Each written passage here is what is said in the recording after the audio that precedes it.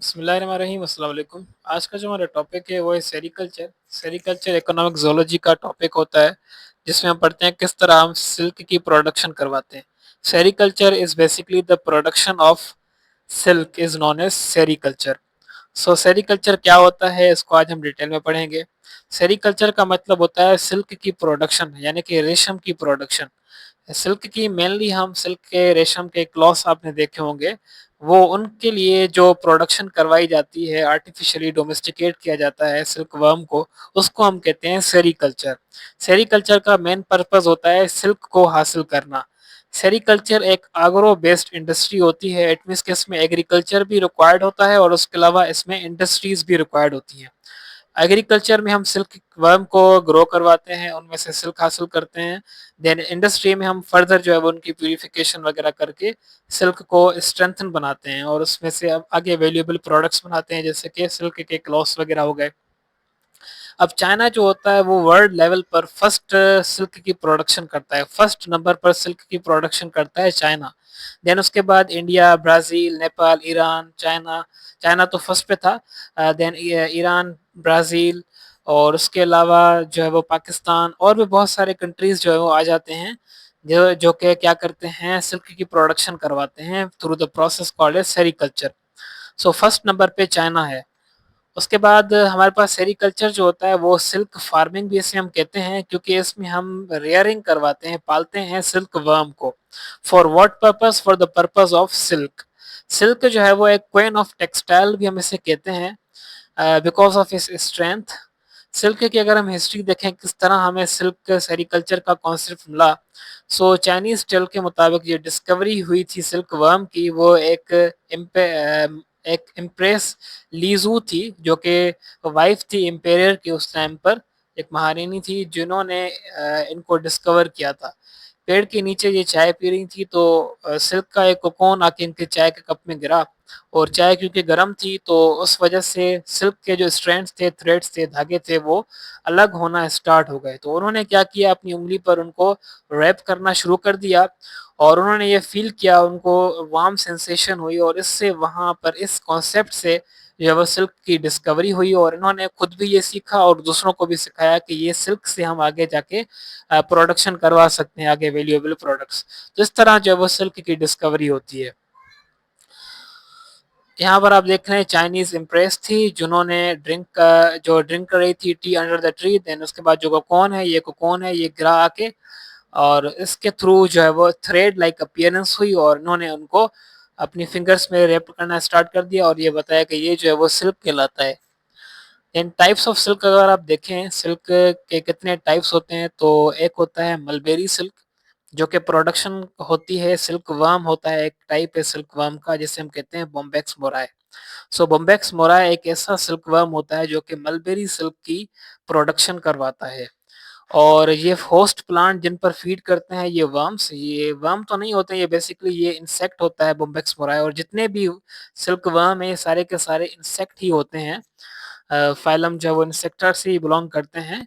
और ये जो होते हैं इनको हम इसलिए कहते हैं वर्म, क्योंकि इनकी अपीयरेंस जो होती है वो वर्म लाइक होती है। इनकी जो लार्वा स्टेज होती है और प्यूपा स्टेज होती है वो वर्म लाइक स्ट्रक्चर दिखाते हैं, इसलिए हम इन्हें सिल्क वर्म कहते हैं। बट एक्चुअली ये वर्म्स नहीं होते, ये इंसेक्ट होते हैं, ये आर्थ्रोपोडा क्लास इंसेक्टा से बिलोंग करते हैं। आगे हम पढ़ेंगे इनकी क्लासिफिकेशन भी। सो मलबेरी सिल्क जो है वो बॉम्बैक्स मोराए प्रोड्यूस करवाते हैं, और जो होस्ट प्लांट होता है, इट मीन्स कि ये जो बॉम्बैक्स मोराए होते हैं सिल्क वर्म, ये खाना खाते हैं, फीड करते हैं होस्ट प्लांट पर जो होते हैं मोरस अल्बा, जिसे हम मलबेरी लीव्स भी कहते हैं, और उसके अलावा मोरस इंडिका। ये सारी के सारे मलबेरी की स्पीशीज होती हैं, जो डिफरेंट स्पीशीज हैं, ये आपने याद रखनी है। जिनमें से मेन स्पेशी है वो है मोरस इंडिका और मोरस अल्बा। देन मोरस सेराटा और मोरस लेटिफोलिया भी है। अच्छा, ये इनकी जो डिस्ट्रीब्यूशन है वो यूरोप, चाइना और यूएसए में होती है। उसके बाद ट्रॉपिकल तसर सिल्क है, जो कि एंथेरिया माइलेटा है, और इनके जो हैं वो ये सारे के सारे होस्ट प्लांट होते हैं, ये आपने याद रखने हैं। शोरिया रोबस्टा जिसे हम साल कहते हैं, और उसके अलावा टर्मिनेलिया टोमेंटोसा जिसे हम आसान या येन कहते हैं। इसी तरह टी अर्जुना जिसे हम अर्जुन कहते हैं। और उसके अलावा ये सारे के सारे इनकी जो डिस्ट्रीब्यूशन होती है वो ट्रॉपिकल फॉरेस्ट में होती है, बिहार और कर्नाटका, झारखंड, ये इंडिया के कुछ इलाके हैं, इनमें होती हैं ये।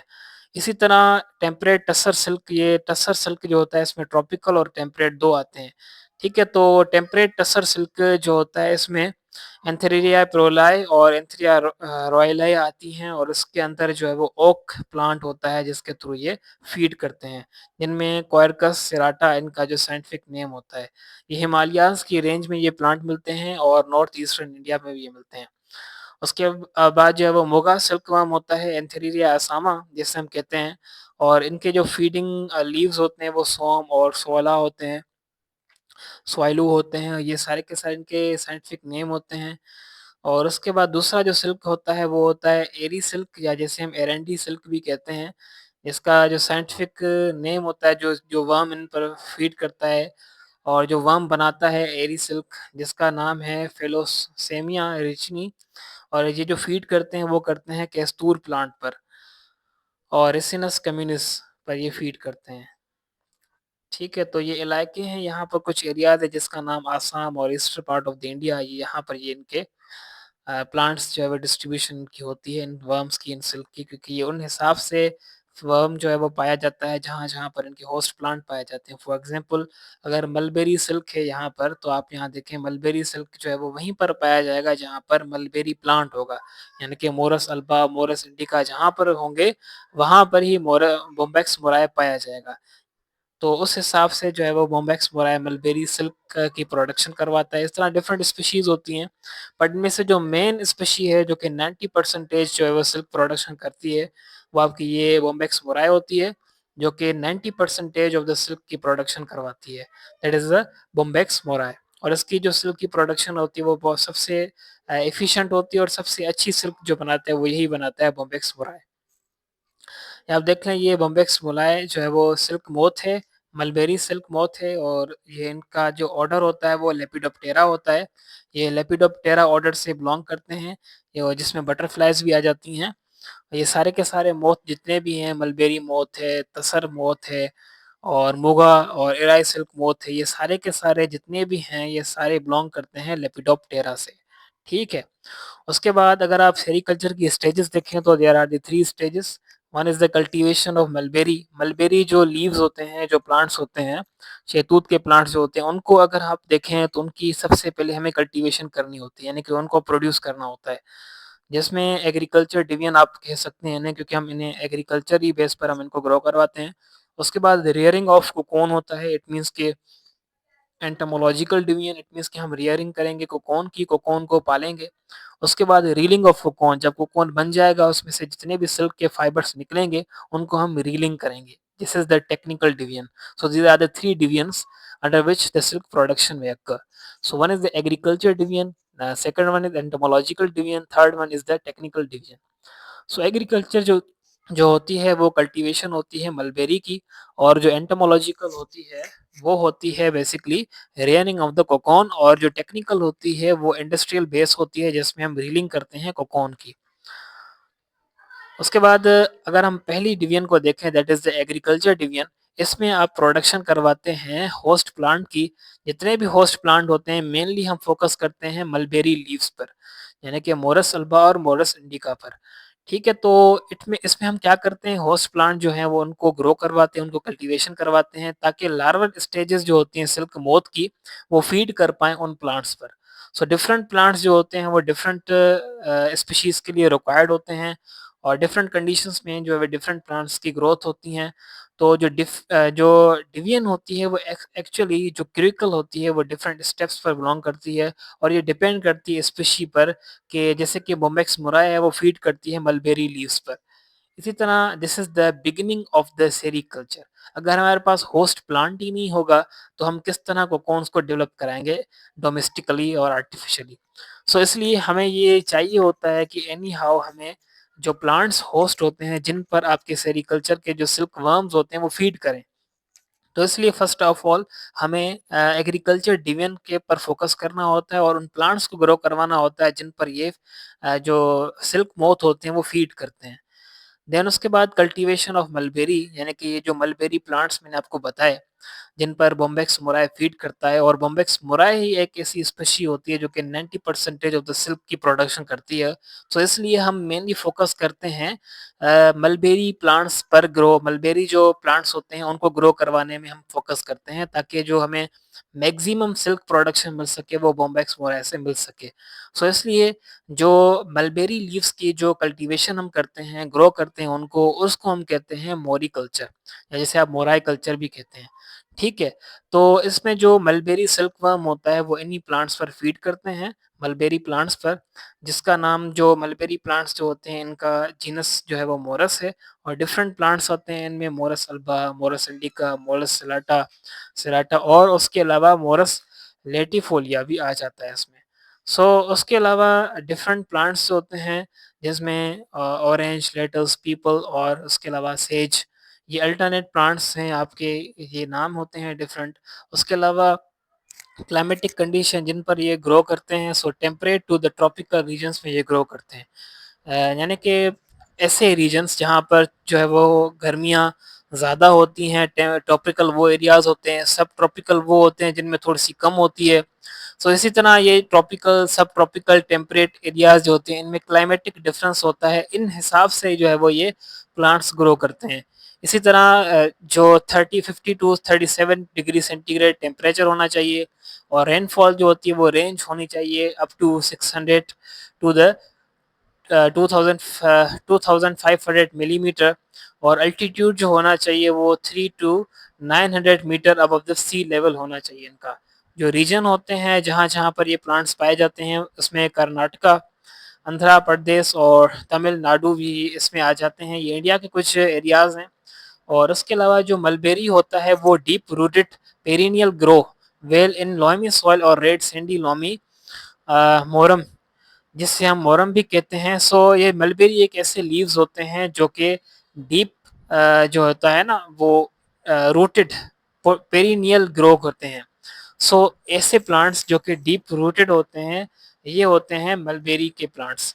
सो सीजन इनकी जो प्लांटेशन होती है वो मेनली अर्ली स्प्रिंग में होती है और उसके अलावा लेट ऑटम में होती है। सो ऑटम और स्प्रिंग जो होते हैं वो मेन इनके सीजन होते हैं जिनमें ये मलबेरी प्लांट्स ग्रो कर जाते हैं।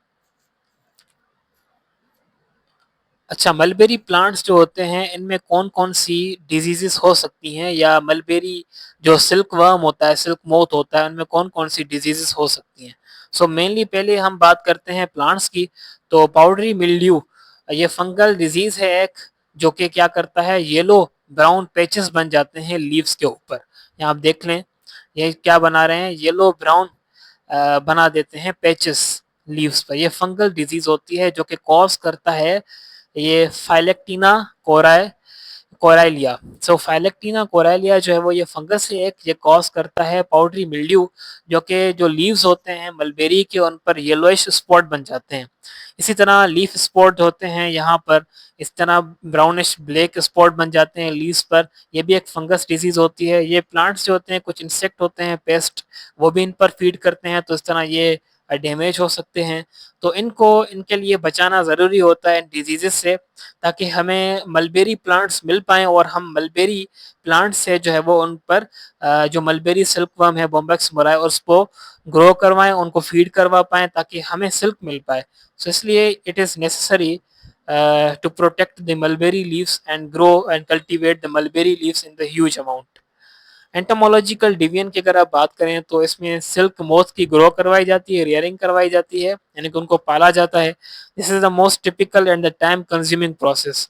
ये जो होता है इसमें टाइम बहुत ज़्यादा लग जाता है, टिपिकल भी होता है क्योंकि जो लार्वा होते हैं, जो कोकोन प्यूपा बन जाते हैं, उनको हर स्टेजेस पर उनको देखना पड़ता है कि उन्हें को क्या नीड है, उनके क्लाइमेटिक कंडीशंस क्या हैं, उन्हें अगर लीव्स खत्म हो गए हैं या लीव्स जो है वो हार्ड बन गए हैं तो उन्हें किस तरह फ्लेक्सिबल लीव्स दिया जाए और उनको किस तरह मूव करवाया जाए एक से दूसरे तक। सो ईच एंड एवरी स्टेप जो होता है उन पर वो टिपिकल होता है, और वो जो होता है वो अंडर कंसिडरेशन होता है, उन्हें उनका बहुत ख्याल रखना पड़ता है। This is required the complete knowledge of the life cycle of the interested silk moth along with its morphology and anatomy. तो इसलिए हमें पता होना चाहिए कि जो सिल्क मोथ है उसकी कंप्लीट लाइफ साइकिल क्या होती है, वो किस तरह ग्रो करता है, उनमें लार्वल स्टेजेस कितनी होती हैं, प्यूपा कोकोन कितने डेज पर क्या क्या बन जाते हैं. So each and everything we must know, then जो है वो हम जो है सेरिकल्चर कर पाएंगे, otherwise it will become too much hard. तो इसलिए ये ज़रूरी होता है कि इसकी लाइफ साइकिल को हम क्या करें, स्टडी करें. So let's see. So egg laying, first of all जो है वो एक एडल्ट सिल्क मोथ जो होता है वो एग ले करता है. फीमेल जो एडल्ट मोथ होती है वो एग ले करती हैं, तकरीबन 300 to 600 एग्स ले करती हैं ये. उनमें से एक जो है वो लार्वा बन जाते हैं तकरीबन 10 डेज के अंदर. 14 डेज के बाद जो है वो अपने पूरे लार्वास कंप्लीट हो जाते हैं. इनमें तकरीबन 5 इंस्टर लार्वा बनते हैं. First, second, third, fourth, fifth instar larva बनते हैं. लार्वास की ये स्टेजेस होती हैं. लार्वास के बाद पास होकर ये बनाता है प्यूपा, जिसमें जो है वो कोकोन बन जाता है. कोकोन के अंदर जो है वो प्यूपा प्रेजेंट होता है, और कोकोन में से हम सिल्क जो है वो फाइबर्स जो है वो हम क्या करते हैं, वो एक्सट्रैक्ट करते हैं. उसके बाद कोकोन में से अगर एक अडल्ट मोल्थ निकल के आया तो उससे हम कहते हैं मोथ इमर्जेंस, जो कि 10 to 12 डेज पर हो जाती है. उसके बाद जो है वो मोथ जो है वो दोनों मेल और फीमेल मेटिंग करेंगे. उसके बाद जो फीमेल जो है वो एग ले करेगी. इस तरह फिर से सारी की सारी साइकिल चलेगी. So this is the life cycle of mulberry silk worm. अगर आप देखें यहाँ पर लाइफ साइकिल डिटेल में अगर हम पढ़ें तो सबसे पहले एग रिलीज होते हैं. सो एग रिलीज होते हैं. एग इनिशियली तो ये वो येलोइश वाइट होते हैं, क्रीमी होते हैं. देन उसके बाद थोड़े से येलोइश बन जाते हैं. इनिशियली ये वाइटिश होते हैं. उसके बाद जैसे ही ग्रो कर जाते हैं तो उसके बाद थोड़े से बढ़ जाते हैं. थोड़ी सी इनकी एज हो जाती है एग की, तो फिर ये येलोइश बन जाते हैं. और उसके बाद इनका जो वेट होता है वो तकरीबन 1 mg होता है, 1 मिलीग्राम होता है. और इनके जो लार्वाज होते हैं वो इन डेज में बनते हैं, और इनके 5 इंस्टर लार्वा होते हैं. First instar, second instar, third and fourth and fifth. Instar का मतलब होता है कि जो लार्वा होते हैं वो ग्रो कर जाते हैं, साइज में इंक्रीज हो जाते हैं. इनकी साइज इंक्रीज करती जाएगी. जैसे ये फुल्ली डेवलप हो जाएगा, मेच्योर हो जाएगा लार्वा, तो उसे हम कहते हैं फिफ्थ इंस्टर लार्वा. तो जैसे आप देख सकते हैं यहाँ के जो लास्ट इंस्टर लार्वा होता है वो ग्रीनिश होता है. इट मीन्स के फिफ्थ वन ग्रीनिश होता है, सिलेंड्रिकल होता है, और 3 to 3.5 इंचेस तक ये बड़ा बन जाता है. सो इसके पास 3 पेयर्स होते हैं थोरेसिक लेग्स के, और 5 पेयर्स होते हैं सूडो लेग्स के. और लास्ट पेयर जो होता है वो क्लास्पर और स्पैरिकल्स इनके पास प्रेजेंट होते हैं. एक थोरेसिक में होता है और 8 जो है वो एब्डोमिनल में होते हैं. स्पैरिकल्स इनमें पोर्स होते हैं जिनके थ्रू ये थोड़ी सी रेस्पिरेशन करते हैं. Each larva feed on the 90 gram of the leaves during its larval period, which is known as the voracious feeder. जो लार्वा होते हैं इनके वो वोराशियस फीडर होते हैं. इट मीन्स कि वो बहुत ज़्यादा कंटिन्यूसली खाते रहते हैं बिकॉज यही एक लार्वा स्टेज होती है इनकी जिनमें ये फीडिंग करते हैं. देन उसके बाद जिनका अडल्ट होता है, प्यूपा होता है, वो फीड नहीं करते. जो लार्वा होते हैं इनके वो ज़्यादा से ज़्यादा इसलिए फीड करते हैं क्योंकि यही उनके पास एक स्टेज होती है जिन पे वो फीड कर सकते हैं, अपना फूड को स्टोर कर सकते हैं.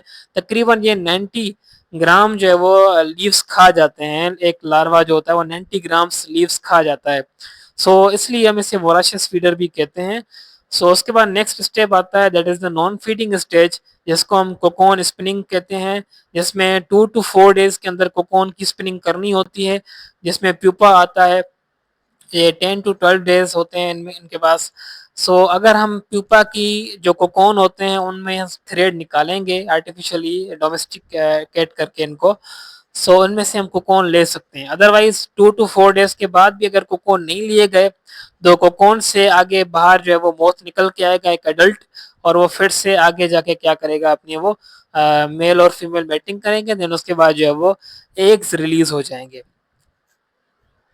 तकरीबन 400 to 600 एग्स रिलीज होते हैं, और ये कोकोन जो होता है वो सीक्रेट करता है अंदर से ही एक अल्कलाइन सॉल्यूशन जो कि कोकोन को डिसॉल्व कर देता है, इनके फाइबर्स को डिसॉल्व कर देता है, जिसमें से अडल्ट एक निकल के आ जाता है. अब बॉम्बेक्स मोराई को हम देखें, इनकी फैमिली बॉम्बेसिडी है और ऑर्डर जो है वो लेपिडोप्टेरा है. इनकी तकरीबन 4 स्टेजेस होती हैं, एग, लार्वा, प्यूपा और अडल्ट. यानी कि इसमें सारी की सारी स्टेजेस हैं, प्यूपा भी स्टेज है, एडल्ट है, लार्वा, एग है, तो इसलिए हम इसे कहते हैं कंप्लीट मेटामॉर्फोसिस, या जैसे आप होलो मेटाबोलिस मेटामॉर्फोसिस भी आप कहते हैं। इट मींस कि कंप्लीट एज में सारी की सारी स्टेजेस आती हैं। अच्छा, एग जो होते हैं वो दो टाइप्स के होते हैं, depend upon the climatic conditions. One is the temperate region one and another one is the sub tropical region. So egg कहलाता है डायापोज, इट मींस की hibernating type of the egg, और दूसरा होता है नॉन डायापोज, इट मींस के non hibernating eggs. सो जो hibernating eggs होते हैं वो थोड़े से देर से ग्रो करते हैं, और led by the silk moth inhibiting in the temperate region जहां पर थोड़ी सी गर्मी कम होती है। इट मींस के वो थोड़ी सी क्लाइमेटिक कंडीशन थोड़ी सी नॉर्मल होती हैं, वहां पर ना इतना ज़्यादा टेम्परेचर होता है, ना इतना ज़्यादा पीएच, सारी की सारी चीज़ें जितनी भी होती हैं। और उसके बाद नॉन हाइबरनेटिंग पीरियड ऐसे एग्स होते हैं जो कि ट्रॉपिकल सब ट्रॉपिकल रीजन्स में लाई करते हैं, जैसे कि इंडिया आ गया। इसमें जो है वो सिल्क जो होता है वो जल्दी से ग्रो कर जाता है, वो जल्दी से अपने एग जो है वो रिलीज कर देता है। सो क्लाइमेटिक कंडीशन पर एग की डेवलपमेंट ज़्यादा से ज़्यादा डिपेंड करती है। क्लाइमेटिक कंडीशन जैसे ठीक होगी तो एग वो जो है प्रॉपरली ग्रो कर पाएगा, अदरवाइज जो है वो इनकी इनहिबिशन होती है थोड़ी सी एग की डेवलपमेंट में, थोड़े से देर से वो ग्रो करते हैं। फिफ्थ लार्वा जो होता है, जिसमें जैसे हमने कहा था fifth instar larva may quickly round the movement of the head at the rate of 65 movement per minute। एक मिनट के अंदर ये 60 टाइम्स अपने राउंड में घूमेगा। जैसे ये घूमेगा, एक थ्रेड लाइक अपीयरेंस जो सीक्रेशन होती है सिल्क की, वो इसके अराउंड जो है वो रेप अप होते जाएगी और एक स्ट्रक्चर बनेगा जिसे हम कहते हैं कोकोन। लार्वल स्टेज के अंदर दो सिल्क ग्लैंड्स होते हैं जो कि greatly developed होते हैं, about 4 times the body length and folded enormously in the hind gut, and the silk gland are also called as labial gland, and which are homologous to the salivary gland, and interiorly each gland open into the salivary duct, and both duct are united and open at the spinax apex of the spinnerate। स्पाइनरेट एक ऐसी common duct होती है जिसमें दोनों की जो secretions होती हैं सिक ग्लैंड की आके माउथ पार्ट में आके रिलीज होती हैं, स्लाइवरी डक्ट के थ्रू वो बाहर आती हैं, इन स्पिनरेट ओपनिंग के थ्रू बाहर आती हैं। और जो कोकोन होता है, वो जो लार्वा होता है फिफ्थ इंस्टर लार्वा, वो राउंड घूमता जाता है, तकरीबन एक मिनट के अंदर 65 टाइम्स वो घूमता है। ऐसे जैसे जैसे वो घूमता जाएगा इसके अराउंड वो जो थ्रेड्स हैं वो रैप अप होते जाएंगे, और इससे जो है वो एक स्ट्रक्चर बनेगा, सर्कुलर स्ट्रक्चर जिसे हम कहते हैं कोकोन। ये एक फिफ्थ इंस्टर लार्वा होता है जिसके अंदर आप देखें स्पायरिकल या ओपनिंग्स होती हैं जिसके थ्रू ये वो करता है, रेस्पिरेशन करता है। और ये थोरेक्स के अंदर ये 3 पेयर्स होते हैं लेग्स के, और जो एब्डोमेन होता है इसमें एब्डोमिनल लेग्स होती हैं जो कि सूडो लेग्स कहलाती हैं, और इसके अलावा ये कॉर्डल लेग्स होती हैं, और ये कॉर्डल हॉर्न्स भी होते हैं इनके पास।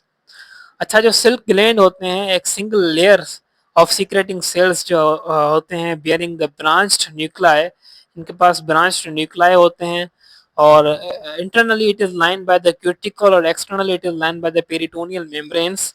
ये मेम्ब्रेन होती है जो इनको लाई करती हैं। सिल्क ग्लैंड के 3 पार्ट्स होते हैं, एक इंटीरियर पार्ट होता है जिसमें तकरीबन 250 सेल्स होते हैं, एक मिडिल सिल्क ग्लैंड पार्ट होता है जिसके पास 300 सीक्रेटिंग सेल्स होते हैं, और पोस्टीरियर पार्ट होता है इसके बाद 500 सेल्स होते हैं। इंटीरियर जो पार्ट होता है उसके पास कोई भी सिक्रेटरी फंक्शन नहीं होता, और मिडिल पार्ट जो होता है वो सेरिसन सीक्रेट करता है, और जो पोस्टीरियर पार्ट होता है वो फिब्राइन सीक्रेट करता है। फिब्राइन और सेरिसन जो सिल्क के दो मेन कंपोनेंट होते हैं, कंपोजिशन होती है सिल्क की, आगे हम पढ़ेंगे इनको। तो अपने याद रखना है कि ये जो सिल्क ग्लैंड है इनके 3 पार्ट्स थे, इंटीरियर वाले का कोई भी सीक्रेशन में फंक्शन नहीं था, जो मिडिल है इसका फंक्शन है, और पोस्टीरियर वाले का फंक्शन होता है। जो मिडिल पार्ट होता है वो सीक्रेट करता है सेरिसन, और जो पोस्टीरियर पार्ट होता है वो सीक्रेट करता है फिब्रोइंस। फिब्रोइन और सेरिसन दोनों मिलकर बनाते हैं सिल्क को। अब यहाँ पर आ देखिए सिल्क की सीक्रेशन पर 60 to 70% इनमें फिब्रोइंस प्रेजेंट होते हैं, और 20 to 25% इनमें सेरिसन प्रेजेंट होते हैं। जो फिब्रोइन होता है वो टफ होता है और थोड़ा सा इलास्टिक होता है, और पानी के अंदर ये इनसोल्यूबल होता है। वेयर एज जो सेरिसन होता है ये जिलाटिनियस होता है, गमी होता है, चिपचिपा होता है, और उसके अलावा ये हॉट वाटर के अंदर ये सॉल्युबल होता है, अदरवाइज ये इनसॉल्युबल होता है। ये सॉल्युबल होता है हॉट वाटर के अंदर, जो इनसॉल्युबल होता है वो होता है फिब्रोइंस। सो फिब्रोइंस को आपस में जोड़ के रखता है सेरेसिन। सेरेसिन क्या करता है, होल्ड करता है एंड द ब्रेन्स टुगेदर, ये जितने भी फाइबर्स होते हैं इनको एक दूसरे के साथ होल्ड करके रखता है। और जब इसे हम हॉट वाटर में डालते हैं, गर्म पानी में डालते हैं, तो ये जो फाइबर्स होते हैं, फिब्रोइंस होते हैं, ये आपस में जो जुड़े होते हैं सेरेसिन के थ्रू, और सेरेसिन जो वो डिजोल्व हो जाती है जब हम इनसे हॉट वाटर में डालते हैं, तो इससे जो फाइबर्स होते हैं वो सेपरेट हो जाते हैं और इससे हम सिल्क जो है वो उसको एक्सट्रैक्ट कर देते हैं। जो वेट होता है एक ग्राम के अंदर 9 मीटर लॉन्ग सिल्क फिलामेंट, इसे हम कहते हैं डीनियर। डीनियर एक यूनिट होता है जिसके थ्रू हम इसे मेजर कर सकते हैं। The size of normal cocoon is 1.8 to 3 डीनियर। A single cocoon weight is 1.8 to 2 gram and its shell without enclosed pupa at only 0.45 gram. About 2500 cocoon yield 0.45 kg of the silk. तो अब देखें silk की production में कितने ज़्यादा silk जो है वो 0.45 kg हमें दे रहे हैं। इट मीन्स के सिल्क जो है वो बहुत ज़्यादा अगर हमें अमाउंट में चाहिए होता है तो बहुत ज़्यादा हमें कोकोन्स चाहिए होते हैं। इसलिए जो सिल्क होता है वो बहुत हमें मुश्किल से मिलता है और इसकी जो प्रोडक्शन होती है वो बहुत ज़्यादा जो वो क्या कहते हैं कि हार्डशिप वाली होती है, इसमें बहुत ज़्यादा मेहनत लगती है। उसके बाद रेयरिंग अगर हम देखें सिल्क वर्म की, सिल्क वर्म की रेयरिंग आप देखें तो इसमें मेनली सिलेक्शन होती है सिल्क वर्म की, यानी कि सिल्क वर्म की जो स्पीशीज होती हैं उनकी सिलेक्शन हम करते हैं सबसे पहले। Multivoltine race which is complete 5-6 life cycle per year.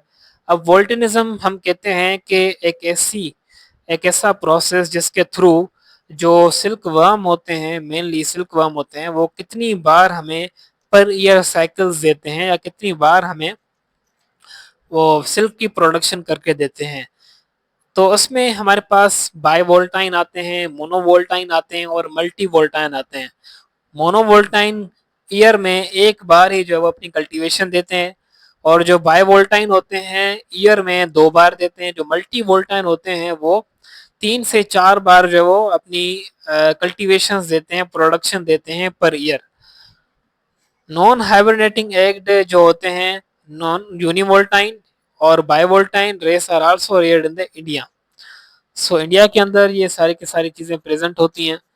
और सिल्क वर्म जब वो सीड की प्रोडक्शन करवाता है, मल्टी वोल्टाइन और bivoltine reared commercially for its superior quality and huge quantity of its egg, silkworm seed. जो silkworm होते हैं उनके एग्स को हम सिल्क वर्म सीड भी कहते हैं। सिल्क वर्म सीड की प्रोडक्शन करवाई जाती है, वो ऐसे हाइब्रिड्स हम लें, ऐसे एग्स लें जो कि मल्टी वोल्टाइन हो। इसके स्टेप क्या है rearing of the silk worm के? सबसे पहला जो स्टेप होता है वो है selection of the silk worm. Silk worm की हम सिलेक्शन करते हैं कि सिल्क वर्म की स्पेशी जो है वो ज़्यादा अच्छी होनी चाहिए, जो कि मल्टी वोल्टाइन होनी चाहिए। इट मीन्स के पर ईयर हमें वो 5 to 6 साइकिल्स दे। इसलिए हम चूज करते हैं वो स्पेशी, वो रेस जो कि मल्टी वोल्टाइन हो।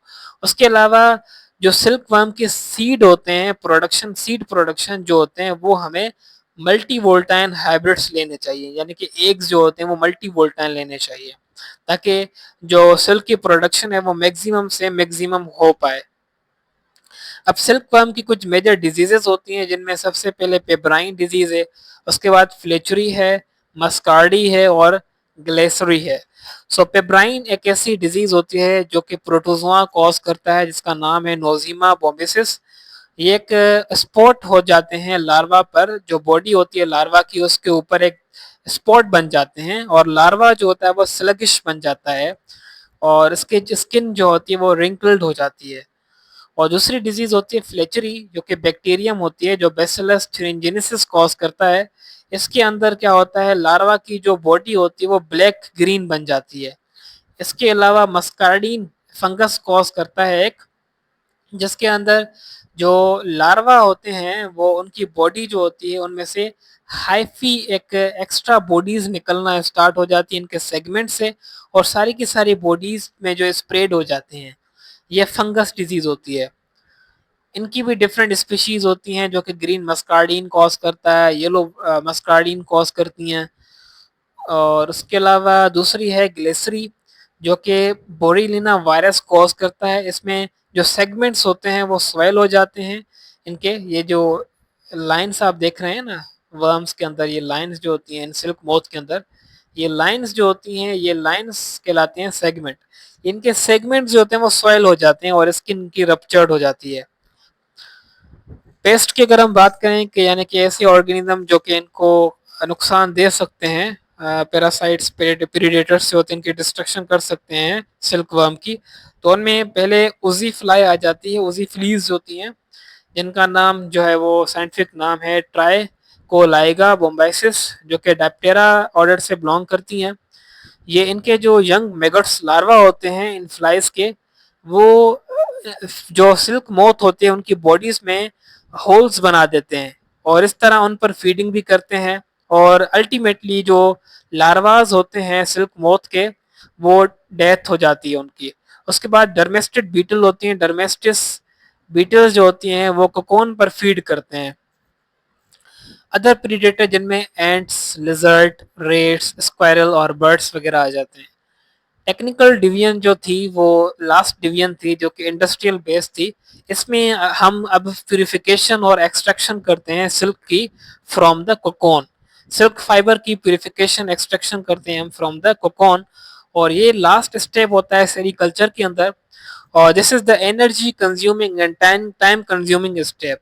In this 30 to 40% of the cocoon or pupae of the rearing tray are allowed to complete their life cycle, while the rest are used for obtaining the silk fiber. इसमें हम तकरीबन तकरीबन 30 to 40% जो होते हैं इनके cocoon जो होते हैं उनमें हम रेयरिंग ट्रे में हम इनको पुट कर देते हैं और इनकी लाइफ साइकिल कंप्लीट होने देते हैं। और उसके अलावा जैसे ही लाइफ साइकिल इनकी कंप्लीट हो जाती है तो इनमें से हम सिल्क वर्म से हम जो कोकोन थे इनके सिल्क फाइबर हम लेते हैं। द पोस्ट कोकोन प्रोसेस जो होता है इनमें 1 kg of the silk is given by the तकरीबन जो 6000 कोकोन्स होते हैं वो 1 kg of the silk provide करते हैं। अब लास्ट स्टेप होता है इसका reeling of the silk. Silk की रीलिंग हम किस तरह कर सकते हैं? सबसे पहले हार्वेस्टिंग होती है। It is the removing and selecting operational cocoon from the mountage and sell them to market और transport to the reeling industries. जो कोकोन होते हैं इनको सेल भी किया जाता है और जो इंडस्ट्रीज रीलिंग करती हैं उनके पास इनको भेजा जाता है ताकि इनसे आगे रीलिंग हो पाए, यानी कि जो सिल्क थ्रेड होते हैं कोकोन से वो रिमूव हो पाए। और 58% of the silk in each cocoon is reliable and remainder is used as the silk waste and form into the spun silk, जिसमें से जैसे ही हम सिल्क थ्रेड निकाल देते हैं इन कोकोन से जो वेस्ट बच जाता है उसे हम कहते हैं स्पन सिल्क। जो रॉ सिल्क होता है जो कि हमें कच्चा सिल्क मिल जाता है उसे हम बॉयल करते हैं और उसके अलावा प्यूरिफाई भी करते हैं फर्दर। और कोकोन जो होता है वो ड्राइंग के ऊपर चला जाता है। स्टीम स्टिफलिंग होती है जिस प्रोसेस को हम कहते हैं killing process of the pupa, जिसमें जो कोकोन होता है is done to kill the pupa so that intact cocoon can be use for reeling. अब जो कोकोन के अंदर जो प्यूपा है उसकी डेथ हो जाती है, उनको किल किया जाता है जिसमें कोकोन ड्राइंग जिसे हम कहते हैं। जिन उसके बाद जो प्यूपा होता है वो डाई हो जाता है और जो कोकोन होता है it is ready for the reeling purpose. Reeling के लिए वो रेडी हो जाता है। अब hot air stiffening and sun drying is also very common.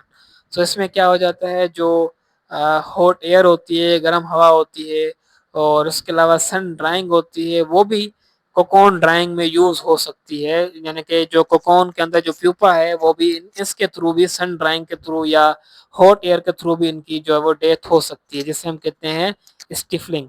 Stifling is the process in which the killing of the pupa occur. So steam stifling हम इसे कहते हैं। इसमें हम गर्म पानी में डाल देते हैं इनको या फिर गर्म जो हवा लगती है उनमें, या जैसे आप सन ड्राई हो जाता है सन के बाहर जो है वो उनको हम रख देते हैं तो इन प्रोसेस के थ्रू ये डाई हो जाती है, इनकी डेथ हो जाती है प्यूपास की। Cocoon boiling it is the common practice for swelling softening and to extend the dissolution and removal of the sericin and the gum. आपको मैंने बताया था सिल्क के अंदर एक था सेरेसिन, दूसरा था फिब्रोइंस। सेरेसन जो होता है वो एक गमी सीक्रेशन होती है जो कि कोकोन के फाइबर्स जो फिब्रोइन्स थे उनको जकड़ कर रखती है। तो गर्म पानी के अंदर जैसे हम डालते हैं इनको तो वो सॉफ्टनिंग हो जाते हैं, सॉफ्ट हो जाते हैं, नरम हो जाते हैं। देन उसके बाद it is purified by the acid and the fermentation. उसके बाद हम इसे एसिड में और फर्मेंटेशन कर देते हैं इनकी, ताकि फर्दर जो आगे प्रोसेसेस हो पाएँ।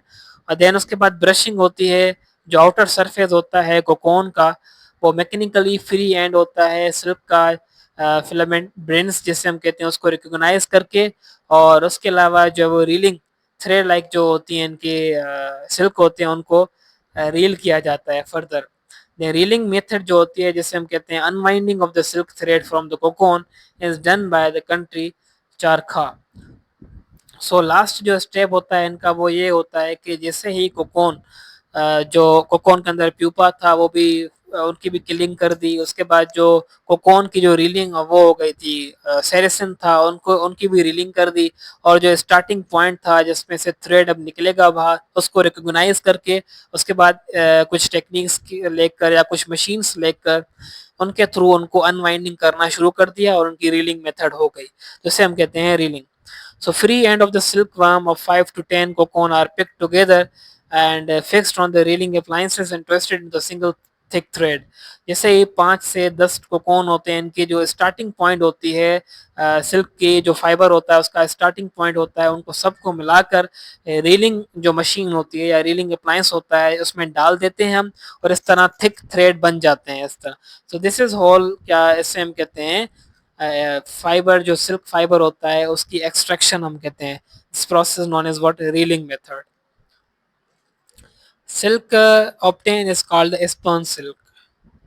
ये सारा का प्रोसेस होता है जैसे आप देख रहे हैं। सबसे पहले जो है वो सिल्क वर्म, इसके अंदर जो प्यूपा था इसकी किलिंग कर दी। सिल्क कोकोन जो ये इंटेक्ट हो गया, आइसोलेट हो गया, इसको गर्म पानी में डाल दिया।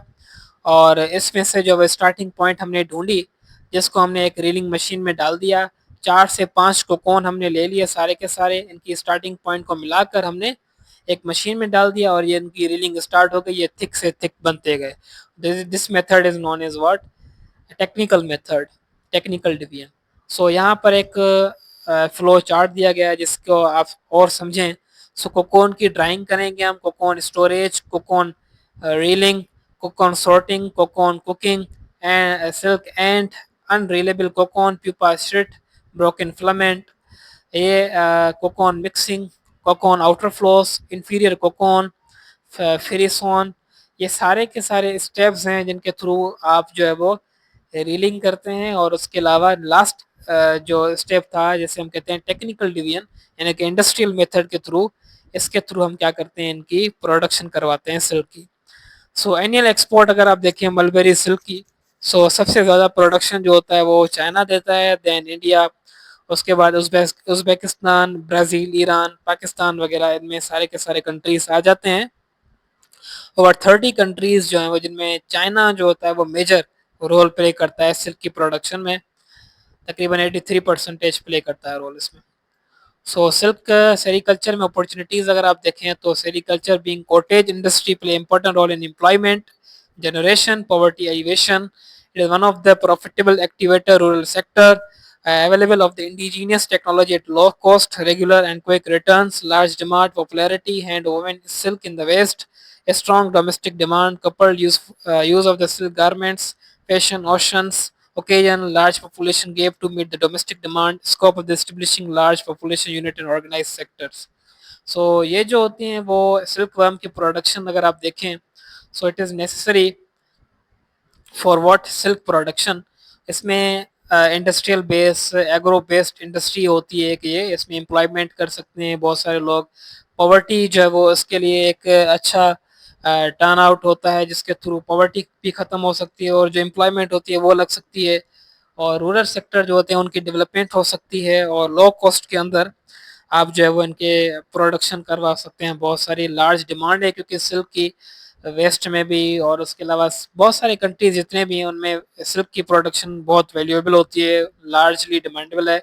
सो इसलिए सिल्क की प्रोडक्शन जो है वो करनी चाहिए और सेरीकल्चर से जो है वो बहुत सारी आपको प्रोडक्शन मिलती हैं, वैल्यूएबल प्रोडक्ट्स मिलते हैं, मेनली सिल्क गारमेंट्स वगैरह मिलते हैं फेस्टिव ओकेजन्स पे।